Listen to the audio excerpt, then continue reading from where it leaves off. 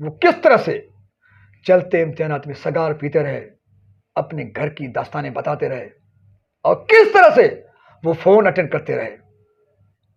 और आप सबको बताता चलूं, ये जो गुफ्तगू है ये बिल्कुल प्योरली ऑनेस्टी के पर, ईमानदारी पर मुश्तमिल है और हल्फी है। हम हलफ देकर ये बात कर रहे हैं कि जो बात कर रहा है मेरे साथ ये कैंडिडेट था, अहल कैंडिडेट है, लेकिन डर के मारे कैमरा के सामने आने के लिए तैयार नहीं है।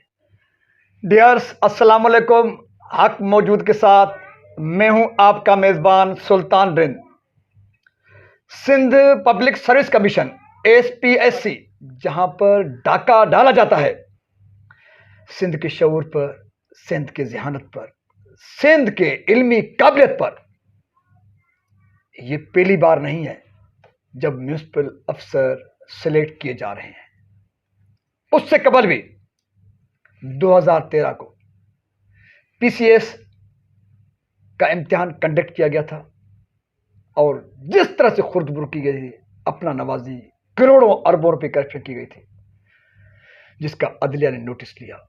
मामलात सुप्रीम कोर्ट ऑफ पाकिस्तान तक चले गए, जिसके बाद सुप्रीम कोर्ट ऑफ पाकिस्तान ने फैसला दिया कि सिंध पब्लिक सर्विस कमीशन की बोर्ड चेयरमैन, तमाम जिम्मेदारान को सबको दोष किया गया, बरतरफ किया गया।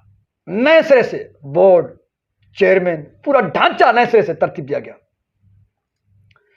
3 से 4 सालों तक बिगड़ा हुआ या बिगड़ा गया सिंध पब्लिक सर्विस कमीशन ठीक चला। उसके बाद 2017 के दौरान सिंध पब्लिक सर्विस कमीशन के जिम्मेदारान ने एक बार फिर हथेली लगाना, कारोबार चलाना, अपना नवाजी, सियासी बुनियादों पर सिलेक्शन का धंधा, घिनौना धंधा शुरू किया और एक बार फिर सिंध पब्लिक सर्विस कमीशन को ताले लगाने पड़े अदलिया को।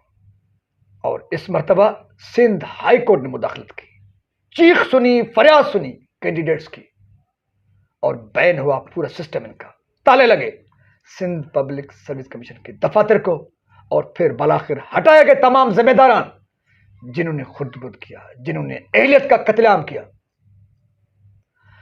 उसके बाद एक बार फिर सिंध पब्लिक सर्विस कमीशन को तरतीब दिया जाता है और अदलिया के डायरेक्शन की रोशनी में 2013 को सुप्रीम कोर्ट ऑफ पाकिस्तान और 2017 को सिंध हाई कोर्ट के अहकामात की रोशनी में एक बार फिर जरदारी हुकूमत के आखिरी अयाम में सिंध पब्लिक सर्विस कमीशन को एक बार फिर तरतीब दिया गया। नए चेयरमैन, नया बोर्ड, नया सिस्टम, नया निज़ाम। खल्क़ खुदा में, अहल उम्मीदवारों में ये उम्मीद पैदा हुई कि अब मामला बेहतर चलेंगे, क्योंकि 2 मरतबा सिंध पब्लिक सर्विस कमीशन जैसे मोतबर अदारे को ताले पड़े हैं, जलील और ख्वार हुए हैं। अब शायद इनको शर्म आएगी, लेकिन नाक कटे हुए को शर्म कहां पे आती है? जिनके नाक कटे हो, जिनके पास शर्म नामी कोई चीज ना हुई हो, गैरत नामी कोई चीज नहीं हो, वो कहां पे, जब जिनके पास अपनी इज्जत की लाज ना हो, अदारे की इज्जत कहां पे रखेंगे? अब जब 2022 और 23 के दौरान सिंध भर में म्यूनिसिपल अफसर्स, टाउन कमेटी के अफसरान के सिलेक्शन का मामला आया। म्यूनिसिपल अफसर की जो टोटल पोस्टें हैं 465, जबकि टाउन अफसरों की जो टोटल जगह हैं, वैकेंसीज हैं, वो हैं 698। इनके लिए प्रोसेस का आगाज किया गया। बालाखिर अब कुछ महीने कबल वाइवास का अमल म्यूनिसिपल अफसरों का मुकम्मल हुआ, जबकि टाउन अफसरों का वाइवास का मरहला वो अब भी जारी है। जब नताइज आना शुरू हुए तो दुनिया से चीखें निकली। कमदार, नौकर, जमादार, वास्तेदार, दुकानदार, वडेरों, सरदारों के, जागीरदारों के, बानेजे, पोते, बेटे, उनके मुंशियों के बेटे या मुंशी, 90% उनकी सिलेक्शन जब सामने आई, सिंध भर का शऊर, इल्म, टैलेंट अब सरापा एहतजाज है। मैंने बड़ी कोशिश की है उन फेल्यूअर जिनको करार दिया गया, लेकिन एक्चुअली हकीकत में वही सक्सेस हैं जिनके पास टैलेंट है, लेकिन करप्ट सिस्टम ने, सिफारशी सिस्टम ने उनके जज्बात का, उनके टैलेंट का कत्ल किया है।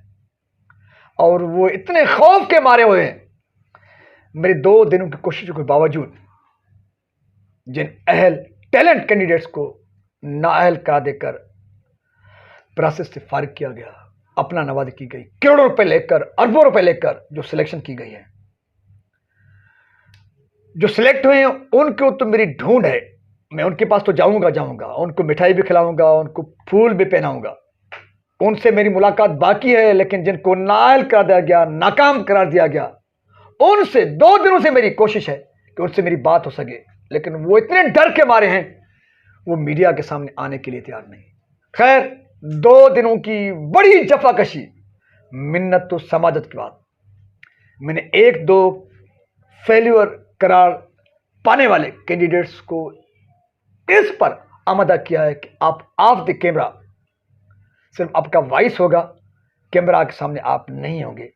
आप सच बताइए, हकायक बताइए कि एग्जाम, जो वाइवास का एग्जाम था, इम्तिहान था, उसका जो चेयरमैन है कमेटी का, रिजवान अहमद साहब, एक चीफ सेक्रेटरी है सिंध के, बताया जाता है, कंफर्म तो नहीं है, लेकिन लोग जो बता रहे हैं कि वो असल में शिकारपुर का रहायशी था, डोमिसाइल उसने बलूचिस्तान से बनवाया और फिर यूं घूमता घूमता सिंध का चीफ सेक्रेटरी बन गया। अब माशाल्लाह वो सिंध पब्लिक सर्विस कमीशन के इम्तिहानी कमेटी के चेयरमैन हैं। और वो किस तरह से चलते इम्तिहानात में सगार पीते रहे, अपने घर की दास्तानें बताते रहे, और किस तरह से वो फोन अटेंड करते रहे। इम्तिहानी मराइल से, प्रोसेस से गुजरने वाले कैंडिडेट मेरे साथ मौजूद हैं, लेकिन आप द कैमरा उनका मौक़िफ़ जानते हैं।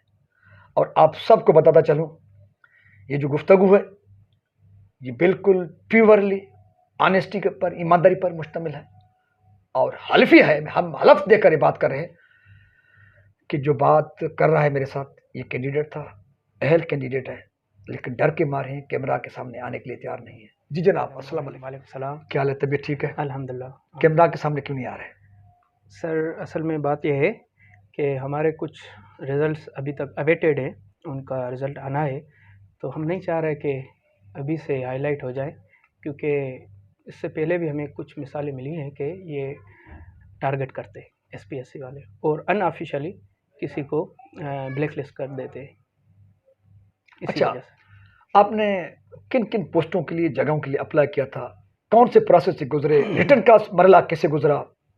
उसमें सिफारिश थी, पैसा था, मेरिट था, वाइवास का मरला किस तरह से चला? आप क्या बता रहे हैं, आपके दोस्त क्या बता रहे हैं, कमेटी में जो लोग मौजूद थे वो किस तरह इम्तिहान ले रहे थे? रिजवान मेमन साहब के हवाले से आप क्या शेयर कर रहे थे? आपके दोस्त क्या शेयर करते हैं? वो खुल के बताएं। आप द कैमरा सही, लेकिन खुल के बताएं वो हकायक, ताकि कौम जान सके कि रिजवान मेमन सगार पीता रहा और मेरठ का कत्लेआम किस तरह करता रहा। शिकारपुर का रहायशी, बलूचिस्तान का डोमिसाइल, फिर सिंध का चीफ सेक्रेटरी, अब आपके जज्बात का कत्ल, आप बताइए। अपने देखिए जनाब, जब मैं पर्सनली आया इस रास्ते पे, जिससे हम कहते हैं कि कंबाइंड कॉम्पिटिटिव एग्ज़ाम की तैयारी की, इसमें जब मैं आया तो मुझे एक ग्रुप मिला था ना अपने सिटी का, तो जिसमें कुछ दोस्त थे जो अभी कुछ क्वालिफाइड हैं, कुछ अभी तक विक्टिमाइज हैं एसपीएससी के। तो उन्होंने एक मुझे बात कही थी, वो मैं आपको बताना चाह रहा हूँ, और वो बेहतरीन बात कही थी। उन्होंने कहा था कि सिंध में रह के सिंध की गवर्नमेंट पोस्ट हासिल करना ऐसा ही है जैसे सोमनाथ के मंदिरों को 17 अटैक या 20वें अटैक में जाके हमला करके फतेह करना। तो ये भी इसी तरह है। तो इसीलिए जब इस रास्ते पे अगर आप आए हो तो बिल्कुल नाउम्मीद नहीं होना। आपको बहुत सी ऐसी जगहों पे विक्टिमाइज़ किया जाएगा और आपको नाकाम किया जाएगा। आपको ये फील कराया जाएगा इंटरव्यूज़ में कि आप तो भाई अहल ही नहीं हो, आपको हम कैसे उठाएं। तो ये सबसे पहले मेरा तजर्बा रहा एसपीएससी में, जब मैंने एएसपी प्रिजन की टेस्ट क्वालिफाइड की। उसमें शबीर शेख उस वक्त कमेटी चेयरमैन थे, उसने हमारा इंटरव्यू लिया था। तो उसमें बिल्कुल बाकायदा मुझे ये फ़ील कराया गया था कि भाई मैं तो कोई इस पोस्ट के लिए अहल ही नहीं हूँ। तो बहुत बुरा एक्सपीरियंस रहा। उसके बाद मैंने कहा हो सकता है मुझसे ज़्यादा कुछ अहल हों जो इस पोस्ट के लायक हों और वो हो जाएंगे। तो हमने उसको वन पेपर के MCQs को छोड़ के उसके बाद रिटन की प्रिपरेशन स्टार्ट की। उसी दौरान 2019 की कमीशन दी, 2020 की कमीशन दी, written examination CC combined competitive exams की। तो अभी तक उसके एक के तो रिज़ल्ट अवेटेड है और एक में मैं नहीं हुआ क्वालिफाइड। खैर, जब ASP प्रिजन का रिज़ल्ट आया तो मुझे तो इतना शॉक लगा कि मैं तो परेशान हो गया कि भाई ये किन कैंडिडेट को इन्होंने उठा लिया है, जिन पे तो मुझे इतना शक है कि क्या वो अपीयर भी हुए थे टेस्ट में कि नहीं। ठीक है, मैं नाम नहीं बताना चाहूँगा, ना ही मैं किसी को डिस्क्लोज़ करना चाह रहा हूँ। आपके पास लिस्ट है, अभी तक पड़ी है। वो 32 के 32 जो भी सिलेक्ट हुए थे, कुछ हमारे साथ यूनिवर्सिटीज़ में पढ़े थे, कुछ हमारी सिटी के थे। हम उन्हें पर्सनली जानते हैं कि वो उनकी क्या लेवल है, क्या कैपेबिलिटी है। तो ऐसे ऑफिसर उठाए गए। इवन बैकडोर पे मुझे एक बंदा आया था कुछ दिन पहले, रिज़ल्ट से पहले, वो मुझे ऑफ़र देता है कि भाई आप मेरिट पे नहीं होंगे, भले कितना भी आपकी मार्क्स हो, कितनी भी क्या हो, आपको मैं एक ऑफ़र दे रहा हूँ कि 50 लाख दो या सीट ले लो। म्युनिसिपल ऑफिसर की? नहीं, ASP प्रिजन की। SP प्रिजन्स की? हाँ महकमा जेल खानाजात की? जी हाँ। तो मैंने उससे कहा कि भाई आप 50 लाख की बात कर रहे हो, मुझे तो 50,000 भी नहीं है। खैर, वो हो गया प्रोसेस, हमें पता चला। उसके बाद असिस्टेंट स्पोर्ट्स में मैं क्वालिफाइड हुआ। उसमें भी मेरा रिटर्न भी बहुत अच्छी थी, इंटरव्यू भी बहुत अच्छा हुआ था। मैं बहुत विलिंग था कि उसमें हो जाएगा, मगर उसमें भी नहीं हुआ। ये मेरा थर्ड टाइम था कि मैंने म्यूनिसिपल की टेस्ट पास की, बजाय अपने ख़ानदानी और घरू परेशानियाँ, इकोनॉमिकल फाइनेंशियल इश्यूज़ की बावजूद हमने बहुत अच्छी तरह इसकी, हम दोस्तों ने, हमारा 6-7 ग्रुप है, 6-7 लड़कों का ग्रुप है, हमने मिलके तैयारी की, बहुत अच्छी तरह तैयारी की और हमने 6 के 6 बंदों ने वो टेस्ट क्वालिफाइड किए। ठीक है, तो जब क्वालिफाइड करके हमें बहुत उम्मीद थी, मुझे तो ख़ास करके बहुत उम्मीद थी कि 80s में मार्क्स हैं तो मैं तो हो जाऊँगा इंशाल्लाह। आपके 80s मार्क हैं? जी हाँ, 80s में थे, 80 प्लस है। म्युनिसिपल अफसर में जी हाँ, 80s मार्क्स हैं आपके? जी हाँ, बजाय कि नेगेटिव के बावजूद भी। खैर, मेरे अकेले के नहीं, बहुत से ऐसे नौजवान हैं जिनकी 80 प्लस मार्क्स हैं। ठीक है, उसमें मैं नाम नहीं लेना चाहूँगा, मगर आपको मिल सारे। खैर, जब हमारा इंटरव्यू हुआ तो हमें पता चलने लगा कि किस तरह के ये सवाल कर रहे हैं, जिनसे हमें अंदाज़ा हो गया कि भाई ये तो सियासी भर्ती होने वाली है। तो एक तो दिल ही नहीं चाह रहा था कि कराची जाएँ, 10,000 का खर्चा करें, 5,000 उधर का रहने का, 15-20 हज़ार का खर्चे करने के बावजूद भी एक नाउम्मीदी मिलेगी। फिर भी घर वालों की वज़िद थे कि भाई आप जाएँ, इंटरव्यू दे के आएँ, हो सकता है मेरिट चले। हम गए, जब इंटरव्यू में गए तो जैसे ही हम वहाँ पे बैठे तो रिजवान मेमन साहब थे, कमेटी के हेड चेयरमैन साहब, तो वो सिगार पी रहे थे और उसके साथ मैडम सादिया थी, एक दूसरे थे लोकल गवर्नमेंट बोर्ड के, तीनों बंदे बैठे थे। ऑन कैमरा है ये, आप एक कैमरा इनके पीछे चलती है, जब से ये सुप्रीम कोर्ट का हुक्म आया कि भाई आप interview on camera he conduct करें। तो ऑन कैमरा वो हो रहा था इंटरव्यू हमारा। आप चाहें तो ये कोर्ट में या कहीं भी आपके सबूत के तौर पे आपको मिल जाएगा कि रिजवान मेमन साहब एक ऐसा कैजुअली बैठे थे और सिगार पी रहे थे। खैर, हमसे उन्होंने स्टार्ट किया। मुझे सारे इंटरव्यू में एक ही क्वेश्चन किया और उसी पे घुमाते रहे। ठीक है, सारा इंटरव्यू वो ये था कि भाई आप इंजीनियर होके SPSC में क्यों आ रहे हैं, अप्लाई क्यों कर रहे हैं इन पोस्टों पे म्यूनसिपल पे, या आप SPSC इंजीनियरिंग की पोस्ट पे क्यों नहीं कर रहे।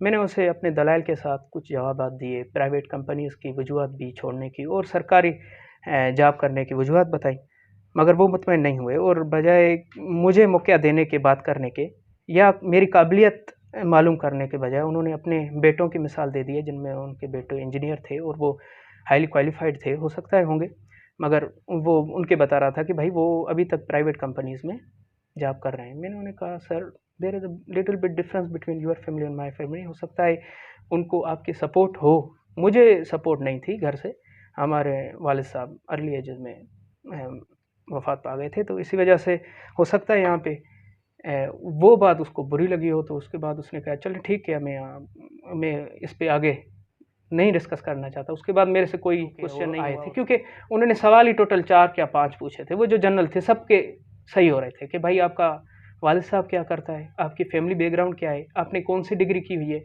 और आप अगर कल परसों म्यूनसिपल बन जाएंगे तो क्या काम करें। ये जनरल क्वेश्चन होते हैं। ठीक है, ये सब जिस भी लड़के का इंटरव्यू हुआ होगा वो उसने सब सवाल सही दिए होंगे। तो उसने उसमें कुछ मेरे भी दोस्त थे जिनका 100% इंटरव्यू बहुत अच्छा हुआ था। तो हम पुरुमीन थे कि मेरा नहीं तो उनका तो हो जाएगा ज़रूर। मगर अनफॉर्चुनेटली पता तब चला कि जब रिज़ल्ट आया, हमने देखा कि भाई ये तो उनमें से एक भी नहीं हुआ, और कुछ ऐसे हो गए जिनकी या तो आप पीपल्स पार्टी के बड़े बड़े अहदेदार हैं, MPs के साथ वास्ता है या रिलेशन है, सब उनके रिश्तेदार हुए। तो ये था। रिटर्न वाला जो प्रोसेस है, जी हाँ। कुछ लोगों का ये ख्याल है कि उसमें भी पैसा चला, उसमें भी कुछ लोग घर बैठे खाली पेपर उनके हवाले किया। वो प्रोसेस किस तरह था, वो किस तरह होना चाहिए था, किस तरह वो उन्होंने SPSC वाले कंडक्ट करवाया? देखें जी, इसके बारे में मुझे इतनी मालूमात तो नहीं। पास्ट में ये देखा है कि SPSC में रिटर्न के अलग पैसे चलते हैं और सोर्स चलती है, और इंटरव्यू के अलग सोर्स और पैसे चलते हैं। तो हो सकता है इनमें हमारे साथ जो भी रिटर्न में क्वालिफाइड है, 1500 टोटल क्वालिफाइड थे, हो सकता है इसमें 500 या 600 वैसे भी हों जो पैसे देंगे, श्योर नहीं। सुप्रीम कोर्ट ऑफ पाकिस्तान या सिंध हाई कोर्ट के जो डायरेक्शंस हैं, जो मर्तबा जो सिंध पब्लिक सर्विस कमीशन को बैन होना पड़ा, वो डायरेक्शन कौन है कि इनको किस तरह से कंडक्ट करना है, रिटर्न का फिर वाइवास का मरला? देखिए, SPSC में 2 तरह के एग्ज़ाम होते हैं। एक होता है MCQs, जिसे हम वन पेपर कमीशन कहते हैं। दूसरी होती है डिस्क्रिप्टिव, जिसमें रिटन होता है। तो MCQs और वन पेपर कमीशन के लिए तो सुप्रीम कोर्ट ने क्लियरली डायरेक्शन दिए थे कि आप उनकी स्कोर रखें, आंसर की रखें, OMR शीट की दें, उन्हें अवेलेबल करें कैंडिडेट्स को, और उनका जो जितना भी स्कोर है वो ऑनलाइन आप शेयर करें। उनके इंटरव्यूज़ तक आप उन्हें बताएं कि उनकी डिटेल्स रखें, उनके NIC के साथ उनके नेम्स लिखें। मगर हमारे पास क्या होता है कि अभी तक SPSC जो भी उम्मीदवार कामयाब हो जाता है, सिर्फ उसका रोल नंबर हमें मिलता है, और इंटरव्यू के बाद सिर्फ रोल नंबर और नेम, ज़्यादा डिटेल्स ना उनकी मार्क्स बताई जाती हैं, ना इंटरव्यू के मार्क्स, कुछ भी नहीं जबकि बताए जाते। सुप्रीम कोर्ट ऑफ पाकिस्तान की डायरेक्शन, हाँ, ये रिटन में उन्हें डायरेक्शन मिली गई हैं कि भाई आप सारी डिटेल्स रखें इंटरव्यू तक, इवन वो फेल की भी रखें। तो एक ये होता है। दूसरा होता है डिस्क्रिप्टिव, जिसे हम कंबाइंड कॉम्पिटिटिव एग्जाम कहते हैं। ये थे Sindh public service commission SPSC के फेल करा पाने वाले कैंडिडेट, जो SPSC की इस माफिया से, उसके डर के मारे कैमरा के सामने आने के लिए तैयार नहीं। मुस्तकबिल खतरे में है, टैलेंट का कत्लेआम हो रहा है, लेकिन इस माफिया का इतना खौफ है, इन्होंने अपना इतना खौफ बिठाया है, इस माफिया का इतना गिरफ्त है कि हुकूक जिनके मारे जाते हैं, गजब किए जाते हैं, वो भी सामने आकर हुकूक के हुसूल के लिए, लड़ने के लिए, बात करने के लिए तैयार नहीं है। इस खौफ के आलम में यकीनन सिंध के शऊर पर, सिविल सोसाइटी पर फर्ज बनता है कि वॉइस रेज करें बिहाफ ऑफ इन कैंडिडेट्स के जिनके हुकूक पर डाका डाला गया है। पहली मर्तबा नहीं, सिंध पब्लिक सर्विस कमीशन जैसा महान शानदार अदारा, जिसको देखकर दुनिया की तरफ एक मैसेज जाना चाहिए था कि सिंध में एक अदारा है जो कमीशन का इम्तिहान लेता है, उसकी लेवल ये है। लेकिन बड़ी बदकिस्मती के साथ जो सिंध का आईना होना चाहिए, वो आईना इतना दागदार है, इतना बदनुमा किया गया है, किनने? इन माफियाज ने, जिनकी वजह से 2 मरतबा सिंध पब्लिक सर्विस कमीशन की पूरी बॉडी को इधर उधर करना पड़ा। सुप्रीम कोर्ट ऑफ पाकिस्तान को, हाई कोर्ट को, अदारे को, दफातर को ताले लगे, लेकिन बेशर्मों को शर्म अब भी नहीं आती, अब भी डाका डालने से बाज नहीं आ रहे। और खौफ का आलम यह है कि जिनके हुकूक पर डाका डाला गया है, वो भी ऑन द कैमरा हकायक बताने के लिए तैयार नहीं। लेकिन ऑफ द कैमरा ही सही, लेकिन आपने हकायक सुने कि किस तरह से सुप्रीम कोर्ट ऑफ पाकिस्तान के डायरेक्शन है, सिंध हाई कोर्ट के डायरेक्शन है, वो ब्रिटेन में, और किस तरह से प्रोसीजर को इनको अप्लाई करना चाहिए, प्रोसेस को मुकम्मल करना चाहिए, किस तरह से पूरे प्रोसेस कंडक्ट करना चाहिए। SPSC वाले कुछ भी सुप्रीम कोर्ट ऑफ पाकिस्तान के डायरेक्शन में करने के लिए तैयार नहीं। कैंडिडेट्स के सामने सिगार पीता रहा और अपने बच्चों का प्रोफाइल बताता रहा कि वो प्राइवेट कंपनीज में हैं, उनको नीड नहीं है सरकारी मुलाजमत की, आप क्यों आए हो? कोई रिजवान मेमन से पूछे, एक करप्ट झूठे मक्कार दलाल, तुमने अरबों खरबों की करप्शन की है, तुम्हारे नस्लों को तो पैसे की जरूरत नहीं है, वो खपा खपा के थक जाएंगे, फिर वो थक जाएंगे, पैसे इनके खत्म होने वाले नहीं। तुम एक अहल कैंडिडेट से ये पूछते हो सगार पीकर चलते इंटरव्यूज के दौरान ऑन द कैमरा, तो आपको शर्म आनी चाहिए इस किस्म के रवैये पर। और अगर सिंध पब्लिक सर्विस कमीशन का चेयरमैन जो एक प्रोसेस कंडक्ट करता हो, उसका चेयरमैन हो, हेड हो, उसका बिहेव रवैया तरीका ये हो, उस अदारे का हाल क्या होगा वो तो आपके सामने है। पूरा अदारा तमाशा बना हुआ है। सिंध के सिर्फ शऊर का, इल्म का, टैलेंट का कत्लेआम नहीं हो रहा, बल्कि हम सिंध के लोग शर्मसार हैं कि सिंध पब्लिक सर्विस कमीशन जैसा अदारा ऐसे नायल करप्ट चोरों के हवाले है जिनको एटीट्यूड एथिक्स का पता नहीं है कि कंडक्ट इम्तिहान के दौरान, इंटरव्यूज के दौरान कैंडिडेट्स के सामने उनको किस तरह होना चाहिए। इस बेशर्मी करप्ट माहौल में यकीनन हुकूकों पर डाका ही डाला जाता रहेगा, लेकिन जब सिंध का शऊर जाग उठेगा, इन करप्ट हुक्मरानों का, इस सिस्टम का घेराव करेगा, यकीनन कहीं ना कहीं से इंसाफ मिल सकता है। तो आखिरी उम्मीद है सुप्रीम कोर्ट ऑफ पाकिस्तान एक बार फिर, और आखिरी उम्मीद है एक बार फिर सिंध के शऊर का, टैलेंट का, वो है सिंध हाई कोर्ट। और न चाहते हुए भी सिंध के वज़ीर आला से अपील करेंगे कि जिन्होंने माजी में भी और अब एक बार फिर सिंध पब्लिक सर्विस कमीशन जैसे बावकार अदारे को दागदार किया है, बदनाम किया है, सिंध के टैलेंट का कत्लेआम किया है, उनसे न सिर्फ हिसाब किताब लिया जाए बल्कि उनको एहतसाब के कटड़े में खड़ा किया जाए और एक बार फिर इम्तिहानात कंडक्ट करके वो तमाम प्रोसेस और तरीक़ाकार फॉलो किया जाए जो सुप्रीम कोर्ट ऑफ पाकिस्तान और सिंध हाई कोर्ट के डायरेक्शन हैं। और उनकी रोशनी में जब अगर कंडक्ट होंगे इम्तिहानात और प्रोसेस मुकम्मल किया जाएगा, यकीनन किसी के हुकूक पर डाका नहीं पड़ेगा। इस उम्मीद के साथ अपने मेज़बान सुल्तान रिंद को दीजिए इजाज़त कि supreme court of Pakistan notice लेगा, सिंध हाई कोर्ट देखेगा और सिंध का निगरान सेटअप भी इस इंतहाई अहम इशू पर तवज्जो देगा और हकदारों को हक मिलेगा। सिंध सलामत, साथ सलामत, पाकिस्तान जिंदाबाद, सिंध का शऊर, टैलेंट और सिंध का मुस्तकबिल पायदाबाद।